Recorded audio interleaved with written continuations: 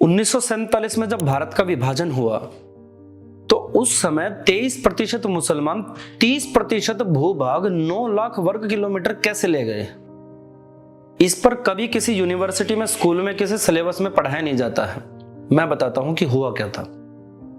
1946 में निर्णायक आम चुनाव में अविभाजित भारत के लगभग सभी जितने भी प्रतिशत मुसलमान थे उन्होंने पाकिस्तान के लिए वोट किया, परंतु भारत के कुल क्षेत्रफल का 30% पाकिस्तान के रूप में गया। दूसरे शब्दों में उन्हें अपनी जनगणना के अनुपात से अधिक क्षेत्रफल मिला। यह जनसंख्या भी बोगस थी। फिर भी सारे मुस्लिम अपने द्वारा चुने गए पाकिस्तान में नहीं गए। क्यों नहीं गए? क्योंकि 1941 और 1931 की दोनों जनगणनाओं का कांग्रेस ने बहिष्कार करने का नाटक किया।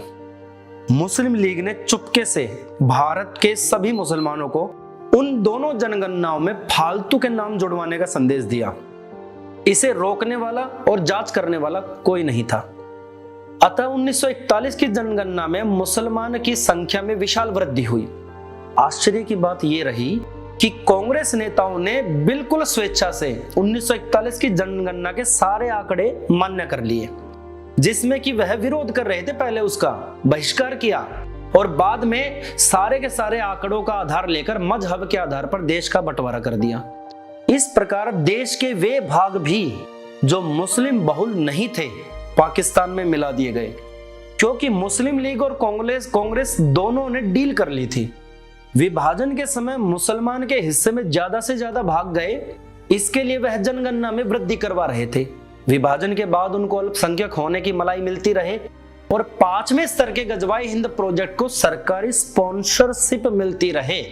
इसके लिए जनगणना में कम से कम अपनी जनसंख्या को दिखा रहे हैं।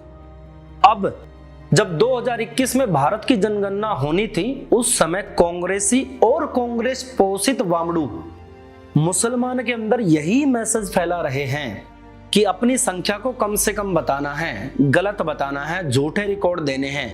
और अरुंधति रॉय और कई प्रकार के जितने भी जिहादी हैं उनकी तो वीडियो भी वायरल हुई है कि अपना नाम रंगा और बिल्ला बताना अगर कोई जनगणना वाला आए तो।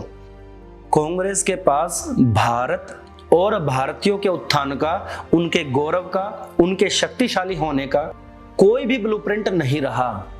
अंग्रेजों के द्वारा बनाए इस संस्था ने भारत को अपने कंट्रोल में कैसे रखा जाए, भारतीयों को भ्रमित कैसे रखा जाए, उनके मन मस्तिष्क को, उनकी बिरादरियों को, उनके क्षेत्रों को, उनके माइंडसेट को, उनके बच्चों को, उनकी संस्कृति को कैसे अपने अनुसार तोड़ा मरोड़ा, कमजोर, भ्रमित किया जाए, इस प्रकार का पूरा ब्लूप्रिंट कांग्रेस के पास है।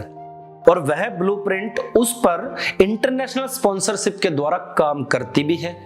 इसके लिए बहुत सारी पुस्तकें मार्केट में हैं। स्नेक्स इन द गंगा है, ब्रेकिंग इंडिया है, डिवाइडिंग इंडिया है।